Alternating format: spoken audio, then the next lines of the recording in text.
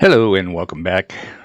We are working on lesson number 19 in the 21 Irrefutable Laws of Leadership. And this law is the law of timing. And as we know, timing is everything. The law of timing says when to lead is just as important as what to do and where to go. This law, the law of timing, is the second most difficult law to learn. The law of timing and the law of intuition both migrate towards what we call natural leaders.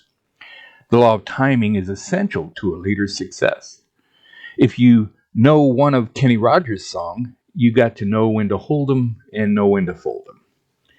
This basically tells us there is a sense of timing, a sense of intuitiveness that is going to determine your success or your failure.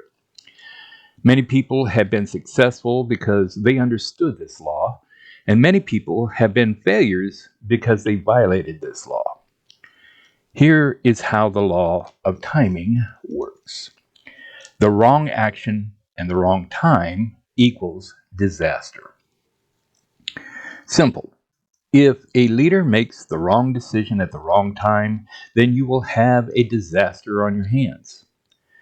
The wrong action at the right time equals a mistake. This is still not perfect, but it is better.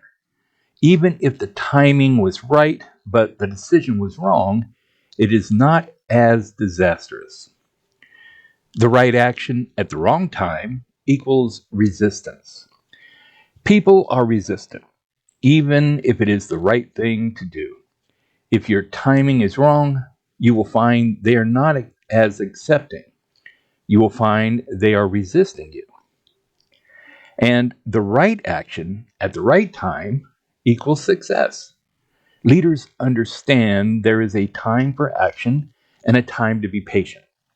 There is a time to move forward and a time to stop. There is a time for thinking and there is a time for talking. There is an appointed time for everything, and there is a time for every matter under heaven. Let's take a look at Ecclesiastes chapter 3, verses 1 through 8. A time to give birth and a time to die. A time to plant and a time to uproot what is planted. A time to kill and a time to heal. A time to tear down and a time to build up. A time to weep and a time to laugh. A time to mourn and a time to dance. A time to throw stones and a time to gather stones. A time to embrace and a time to shun embracing. A time to search and a time to give up as lost. A time to keep and a time to throw away. A time to tear apart and a time to sew together. A time to be silent and a time to speak.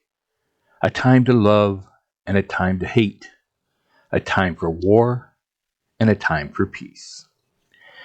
Timing requires the following 7 things. Number 1, understanding. You have to be able to see the big picture. Number 2, maturity. Very seldom are immature people good with timing. It is their immaturity that causes them to want to rush things.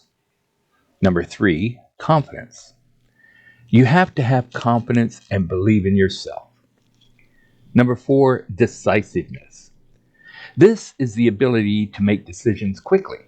Timing does not wait. The timing happens and then it is gone. Number 5, experience. The more experience you have, the better your timing is.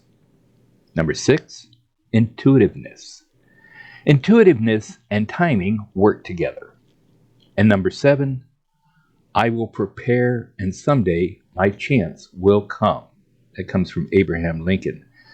How do I know when the timing is right to make the big decision?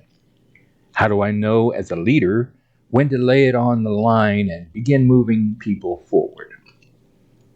First of all, define reality. Do not lay anything on the line. Do not ask for any decision in the area of timing until after you define reality. You need to be able to say, this is what I know is true about our organization. After you define reality, that is when you lay it on the line. Second, identify issues. After you identify the possible problems, the hurdles you need to overcome, the issues that pose a threat to moving forward, then you can make a big change or make the final decision. Third, meet with influencers. Get with your inner circle and meet with those who can help influence.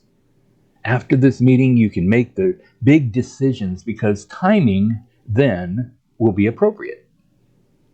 Fourth, receive buy-in. After you receive the buy-in from your influencers, then you can make the big changes and the big decisions. And remember, the big buy-in was one of the lessons that we had. Fifth, communicate the vision.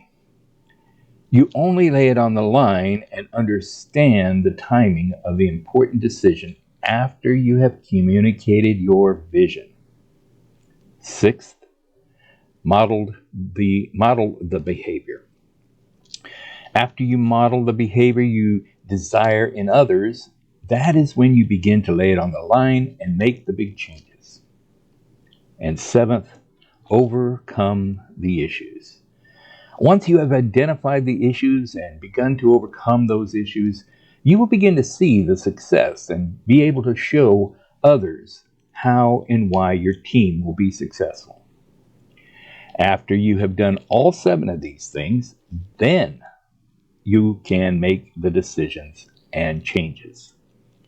Great decision makers understand the timing of the decision is as important as the decision itself. The right decision done at the right time equals success. That is the law of timing. Knowing when to maximize your success and knowing when to cut your losses. Well, we're almost towards the end. We're almost at the end of this course. This was lesson 19. We've got 2 more to go. And already I'm starting to prepare videos on Christian leadership. And you're more than welcome to check out those videos, that video on that course as it rolls out.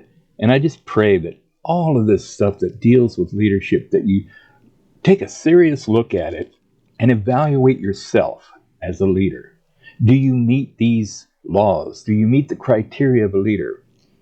And don't forget, read 1st and 2nd Timothy, and that'll help you understand what biblical leadership is truly all about. I hope to see you in the next lesson. Until then, God bless, and may your life be filled with the joy of Jesus Christ.